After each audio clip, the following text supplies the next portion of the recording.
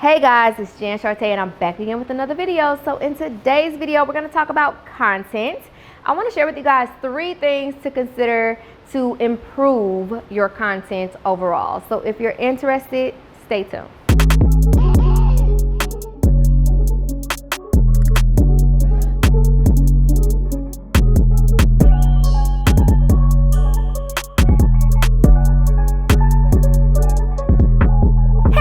Welcome to my channel where we talk about boutiques, e-commerce, business, and all things making money online.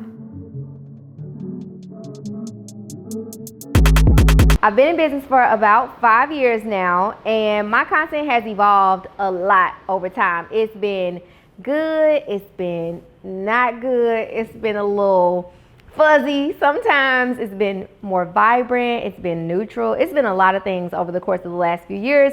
And now I feel like I have a really good hold over what I want my content to look like and how I want people to feel when they interact with that content. So there are 3 things we're going to talk about. And the first one is simply having a content strategy. So when I first started, no content strategy whatsoever. I thought that all I needed was some cute content and to post consistently and that would be enough. And in all actuality, for some people, that is enough. But when you want to have some control over the results that you get from your content, then you want to be strategic about every single piece of content that you share. So for me, being strategic starts with clarifying the role that I want the platform that I'm posting on to play in my business. So for example, I use Instagram for lead generation and brand awareness. That's really it. Even though there are sales that get generated from the platform, I show up on the platform with the goal of growing my email list and with the goal of acquiring new potential customers. So with that in mind, I'm like, what does my content need to look like? What does it need to sound like? What do my calls to action need to be? I got to clarify what this content truly needs to be in order for it to work the way that I want it to work versus it just being what do I need my content to look like to get likes?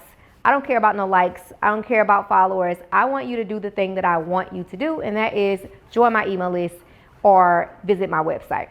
So content strategy requires you to first and foremost have a goal and then do some research. So I started researching other brands that sell similar products to me and that ultimately have a brand that looks the way that I want my brand to look or how I want my brand to evolve over time. And so as a result of that, I was able to create a content strategy that really makes sense and that consistently helps me to get the result that I want to get. So the second thing that really helped me to improve my content and the performance of my content was improving the quality of my content.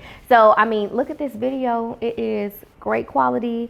I started investing in my content. So I still create content myself, but in all honesty, sometimes improving the quality of your content is getting a new iPhone. I keep upgrading this thing. If there's an upgrade available, guess what? Jess is going to upgrade it because typically the camera upgrades with a new phone. So I still take some pictures and create some videos with my iPhone, but I do take the time to invest in the quality of my product images for my website, for some of my social media content, and of course with video. In this day and age, video is the thing of the time. If you're not using video, you're kind of getting left behind.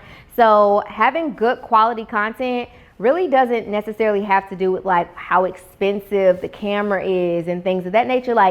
Do you understand something having good lighting and proper positioning and things of that nature? Just having an eye for it. Everybody don't have an eye for it. And if you don't have an eye for it, you need to get somebody on your team, somebody that you can consult or that can consult you to help you to get an eye for it or to just do it for you.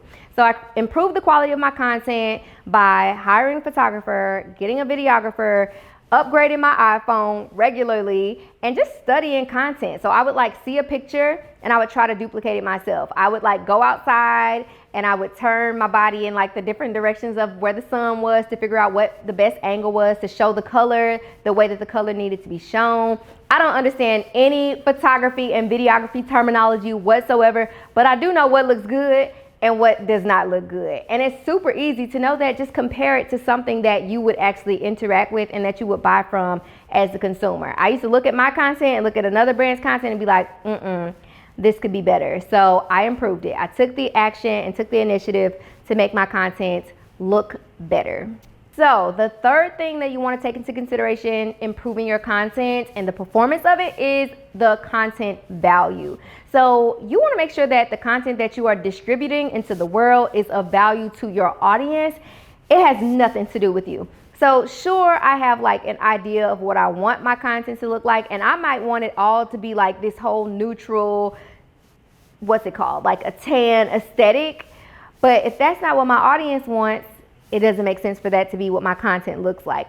So I started to really understand the difference between quality and the difference between value and how they needed to work together. So something being of quality is going to help you to attract someone because of the visual nature of it, but value is going to be conveyed through the words that you use, through the messaging, through the feeling that you give the person. So you want to make sure that not just that you're creating like one single piece of content or like taking one picture or one video, and that one singular picture or video looks really good, but then the next one is like, what's going on here? Every single piece of content that you create needs to be created with your target audience in mind. They need to see it and feel like they're at home. They need to see it or read your messaging and feel like you're talking directly to them. So I started to understand that as long as I had a strategy first and foremost, that my content looked good so that it was able to attract people, and then also making sure I was considering my target audience, that my content would perform the way that I wanted to perform. Now, granted, you got to test things over time. All of business is testing, and I always say you don't know until you know, and the only way you can know is to test it up against something else. So I've experimented a lot with my content over the last few years, and ultimately I've arrived at what my content looks like today, and I love it. But you know, a year from now I might hate it and want it to be something else. So these are 3 things that I want you to consider as it pertains to improving the quality of your content, the value of your content, and ultimately creating a content strategy. If you guys are interested in learning more about content, join my $1,000 a day challenge, where we will talk more about content strategy and what it takes to actually attract an audience and make your audience bigger. If you want more of a demonstration of how to improve your content, join my monthly membership, where we have tons of content creation classes. And you can find the links to both of those in the description. Hope you guys enjoyed this video, and I'll see you in the next one. Bye.